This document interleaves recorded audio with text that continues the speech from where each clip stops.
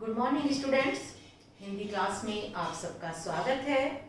Students, आज हम अपनी पाठ्य पुस्तक का चौथा पाठ पढ़ रहे हैं और ये एक कविता है और ये कविता है दीवानों की हस्ती। और इस कविता के रचयिता हैं भगवती चरण वर्मा जी।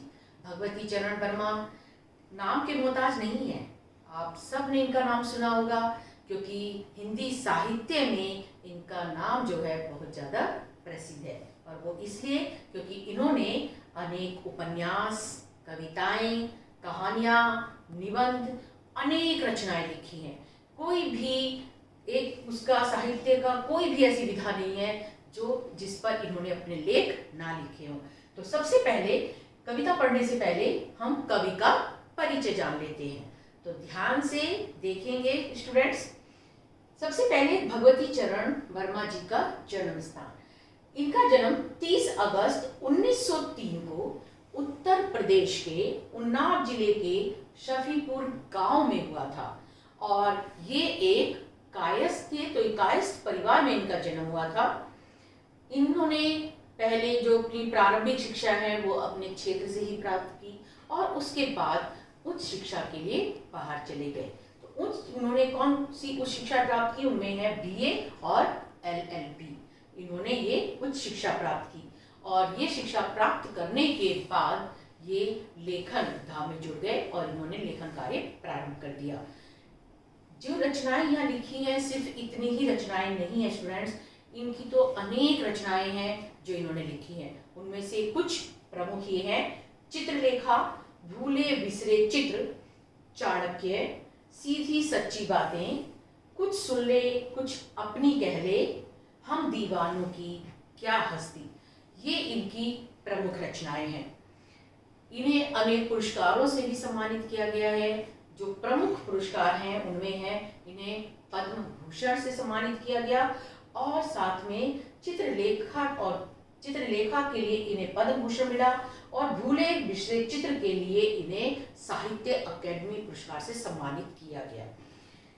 भगवती चरण वर्मा जी ने चाहे राजनीति की बात करें, चाहे समाज की बात करें, चाहे शिक्षा की बात करें या हम धर्म की बात करें, कोई भी ऐसा क्षेत्र नहीं है जिसके ऊपर इन्होंने अपनी रचनाएं नहीं लिखी और समाज को एक नया रूप देने की कोशिश भी की है अपनी रचनाओं के द्वारा। उन्होंने चाहे अगर हम धर्म की बात करें तो धर्म के आधार पर झगड़े ना हो, आपस में सब मेल मिलाप से रहें, उस पर भी उनकी रचनाएं हैं। और जो आजकल छिछोरेपन की राजनीति चल रही है वो छिछोरेपन की राजनीति ना हो उसके ऊपर भी इन्होंने अपनी रचनाएं लिखी हैं। और साथ में अगर हम बात करें समाज की तो समाज के उत्थान के लिए भी इनकी रचनाएं प्रसिद्ध हैं। इनकी मृत्यु 5 अक्टूबर 1981 को हुई थी। इतने महान कवि, इतने महान लेखक, उपन्यासकार, कथाकार हैं भगवती चरण वर्मा जी। जो इनकी कविता है दीवानों की हस्ती, जब आप इनकी कविता पढ़ेंगे तो आपको खुद ही एहसास हो जाएगा स्टूडेंट्स कि इन्होंने जो भी कविताएं लिखी हैं कितनी वास्तव में अगर हम कहें तो हमारे समाज को नई दिशा देने का काम करती हैं। जो इनकी ये रचनाएं दीवानों की हस्ती ये आज़ादी से पहले उन्होंने लिखी थी और ये उनके लिए है जिन्होंने हमारे देश को स्वतंत्र कराने के लिए अपने प्राणों की आहुति दे दी। तो वो दीवाने ऐसे थे जो हंसते हंसते अपने देश को आज़ाद कराने के लिए कुर्बान तक भी हो गए। उन्हीं के ऊपर आधारित है ये कविता दीवानों की हस्ती। तो आज मैं आपको कविता का एक बार सार समझा देती हूँ और कविता हम कल पढ़ेंगे।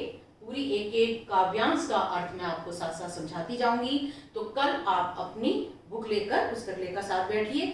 एक बार मैं आपको दीवानों की हस्ती कविता का सार समझा देती हूँ, तो ध्यान से सुनिए स्टूडेंट्स। इसमें दीवानों की हस्ती में भगवती चरण वर्मा जी ने बताया है कि जो दीवाने देश के आज़ादी के लिए अपना सर्वस्व अर्पण कर देते हैं, जिनके अंदर सर्वस्व समर्पित कर देने की भावना है, उसी के ऊपर उन्होंने ये स्वतंत्रता सेनानियों के ऊपर कविता लिखी है। इस कविता में दीवाने अर्थात मस्त जीने वाले उन वीरों की मनोदशा का वर्णन है जो मातृभूमि को स्वतंत्र कराने के लिए अपनी जान हथेली पर लेकर फिरते हैं।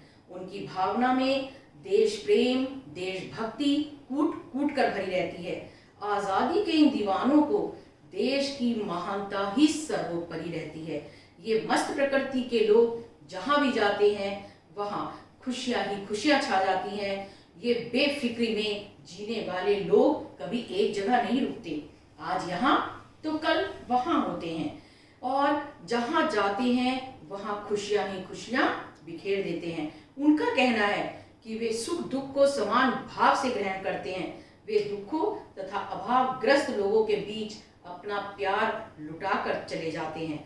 उन्हें अपनी असफलता के प्रति दुख भी है, क्योंकि देश को स्वतंत्रता दिलाना इतना आसान नहीं है। वे देशवासियों को आबाद रखने की शुभकामना देते हुए अपने लक्ष्य की ओर बढ़ जाते हैं। उन्होंने अपने आने जाने तथा बंदी रहने या स्वतंत्र रहने के नियम स्वयं बनाए हैं। वे उस बंधन को तोड़कर आगे बढ़ते हैं। तो ऐसे हैं ये दीवाने जिनका वर्णन भगवती चरण वर्मा जी ने अपनी कविता में किया है, और साथ ही हमें प्रेरणा देते हैं कि जैसे ये दीवाने हैं ऐसे ही आने वाले जो युवा हैं, जो बच्चे हैं, उनके अंदर भी वही जोश हो, वही उमंग हो जो दीवानों का जिनका उन्होंने उदाहरण दिया है उनमें था, कि अगर जिए तो देश के लिए, समाज के लिए, और जहां जाए वहां खुशी का माहौल, खुशी का आलम होना चाहिए, कहीं भी दुख ना हो, कहीं भी। लेकिन ये बेचारे जो दीवाने हैं ये जहां जाते हैं खुशियां बिखेर देते हैं, लेकिन जब वहां से जाते हैं तो केवल आंसू ही आंसू छोड़ जाते हैं। अर्थात हम खुद जानते हैं, उनमें अगर हम बात करें भगवती चरण वर्मा जी के ऊपर भगत सिंह, चंद्रशेखर आजाद, इन सब का बहुत ज्यादा असर था।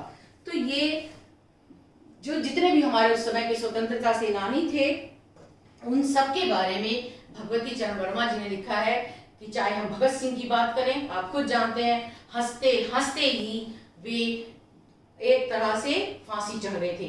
भगत सिंह, राजगुरु, सुखदेव, अगर हम चंद्रशेखर जी की बात करें तो वो भी हंसते हंसते ही देश के लिए कुर्बान हो गए।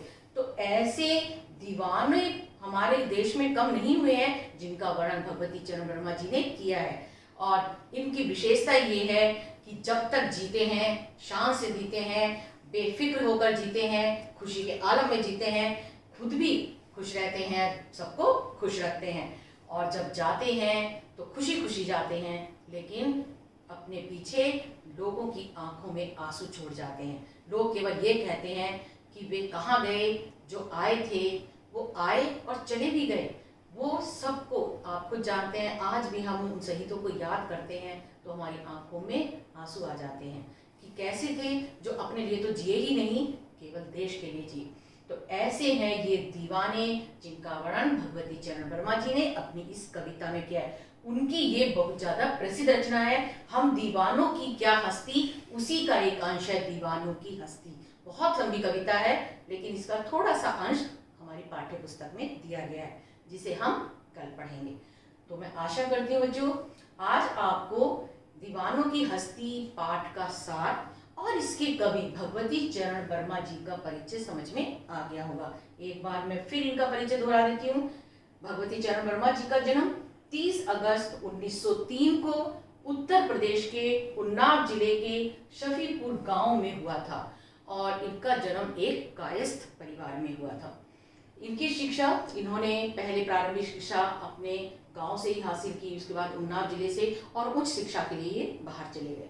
उच्च शिक्षा इन्होंने बीए और एलएलबी की डिग्री इन्होंने प्राप्त की। इनकी अनेक रचनाएं हैं, चाहे वो उपन्यास की बात करें, कविताओं की बात करें, कथाओं की बात करें, निबंध की बात करें, हर विधा पर इन्होंने अपने लेख लिखे हैं। उनमें से कुछ प्रमुख हैं चित्रलेखा, भूले बिसरे चित्र, चाणक्य, सीधी सच्ची बातें, कुछ सुन ले कुछ अपनी कह ले, हम दीवानों की क्या हस्ती। प्रमुख उनकी रचनाएं यही हैं, लेकिन इसकी सूची बहुत लंबी है, लिस्ट बहुत लंबी है जो इन्होंने रचनाएं लिखी हैं। इन्होंने अनेक पुरस्कारों से इन्हें सम्मानित किया गया। उनमें प्रमुख पुरस्कार हैं पद्म भूषण और साहित्य अकेडमी। पद्म भूषण इन्हें चित्रलेखा के लिए मिला था और साहित्य अकेडमी भूले बिसरे चित्र के लिए मिला था। और इस महान पुरुष की मृत्यु 5 अक्टूबर 1981 को हो गई थी। तो आज इनका परिचय आपको अच्छी तरह समझ में आ गया होगा। अब कल आप अपनी बुक लेकर बैठिए और मैं साथ साथ आपको पंक्ति व पंक्ति और एक एक शब्द का अर्थ आपको काव्यांश के माध्यम से समझाती जाऊंगी। बच्चों, घर में रहिए, सुरक्षित रहिए और साथ साथ पढ़ाई भी करते रहिए। Thank you.